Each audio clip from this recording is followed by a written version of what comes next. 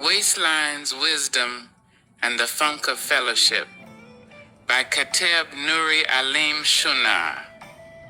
Now let me tell you something my grandmother Celestine once told me when I was just a little thing, sitting cross-legged on the floor of her porch on Sayre Street in the 7th Ward of New Orleans. She was rocking slow in that old squeaky chair of hers, a sweet tea in one hand and a church fan in the other.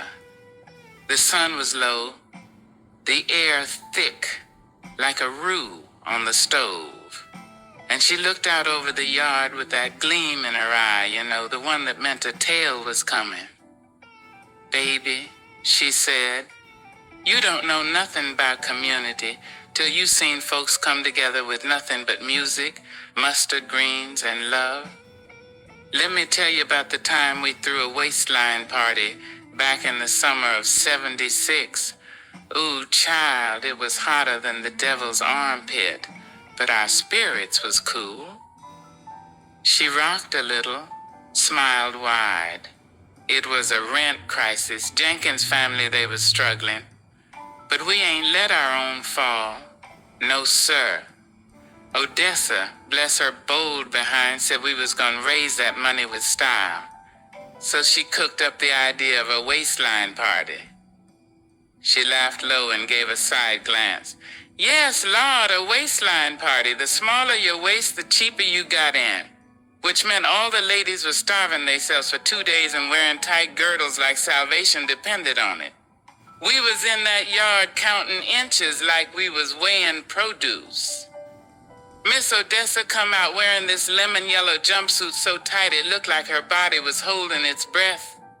"Y'all ready?" she yelled, and child, the whole block came running. Even Mr. T.C. from down the block, who hadn't been out his house since the Saints' first losing season, came out to two-step with his bad hip and bottle of Crown. Big Mo and the Groove Prophets rolled up with their instruments tied down in a pickup truck. Trumpets blowing, drums tapping, the kind of rhythm that made your shoulders shimmy involuntarily. It wasn't just a party, it was a declaration. We still here. Celestine leaned in, her eyes dancing.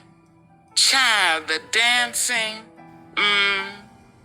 We had Peaches, who moved like she had fire ants in her shoes. Sapphire was twirling like she was auditioning for the Soul Train line. And then there was my friend Leon. Lord help him. He tried to do the splits and ended up rolling under the picnic table. Folks laughed so hard, somebody dropped the potato salad. And poor Sister Lula, bless her, her wig did a full 360 when the bass dropped. It landed in the gumbo pot. Deacon Rufus fished it out and said, "This here got more flavor than it started with." "Now, don't get it twisted," she said, tapping her fan against her knee. "It wasn't just fun. That night was church in disguise. Deacon Rufus, you remember me telling you about him? Well, he wasn't dancing, but he was leaning against the gumbo pot saying, 'I don't get how y'all love the creator you ain't never seen, but can't stand the sister who made the baked beans.'" She nodded slowly. "That ain't no joke, baby. That's scripture in a tracksuit." Folks started reflecting. Sapphire hugged Bernice, and they hadn't spoken since '72 when they both showed up wearing the same dress to the usher board gala. It was like the spirit of forgiveness floated in with the trumpet line. And let me tell you about my friend Pee-wee. That man always had a story. He said back in the swamps there was a turtle named Slow-Mo. A storm came, and all the animals was arguing. Mo said, "Shut y'all noise. Either we stick together or end up gator snacks." So they worked side by side and survived together. And Pee-wee, with his shirt halfway buttoned and gold tooth gleaming, said, "That, my babies, is how community walked through a storm." Celestine looked off for a second, then back toward me with a soft smile. "See? We ain't just raised rent money that night. We raised each other. And child, that's what you need to remember. When you feel like life is a thick forest and you can't see nothing but vines and shadows reach for somebody, walk together, sing a little, dance a lot.